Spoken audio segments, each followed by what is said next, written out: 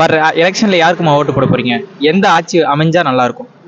விஜய் ஆட்சி அமைஞ்சா நல்லா இருக்கும். விஜய் ஆட்சி. ஏம்மா, எதனால? நல்லது செய்வாங்கன்னு ஒரு நம்பிக்கை இருக்கு. இப்போ இந்த நடக்கிற ஆட்சியே நல்லா இருக்கு அப்படின்ற மாதிரி நிறைய பேர் சொல்றாங்க.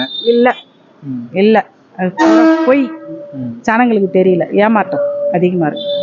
இப்போ எவ்வளவுதான் நிறைய பேர் பேசினாலுமே நிறைய பேர் விமர்சனங்களும் இந்த ஆட்சியில குறை வைக்கிறாங்க. ஏன்னா காசு கொடுத்து கண்டிப்பா மாத்திருவாங்க அப்படின்னு. அதை பத்தி நீங்க என்ன நினைக்கிறீங்க?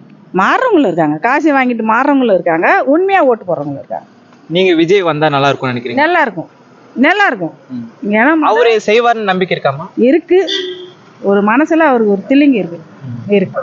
சரிம்மா, ரொம்ப நன்றி. வர எலெக்ஷன்ல யாருக்கு தல ஓட்டு போட போறேன்? அந்த அண்ணனுக்கு தான். அண்ணன்னா எங்க அண்ணன் திருமலர்.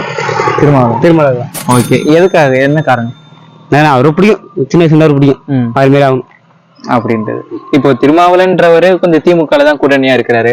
இப்போ இந்த திமுகவும் நல்லா பண்ண மாட்டாங்கன்ற மாதிரி நிறைய விமர்சனங்கள் சொல்றாங்க இல்லையா? அவங்களுக்கு எல்லாம் என்ன சொல்றீங்க? அவங்க என்ன சொல்றது தெரியல, ஆனா பிடிக்காது.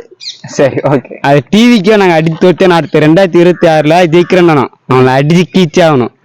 டிவிக்கே உள்ள வரவே கூடாது, அந்த விஜய் கட்சி உள்ள வரவே கூடாது. திருமலை கட்சி அந்த டிஎம்கேக்கு நாங்க நிப்போம் எப்பவுமே. ஓகே. வர எலெக்ஷன்ல யாருக்கு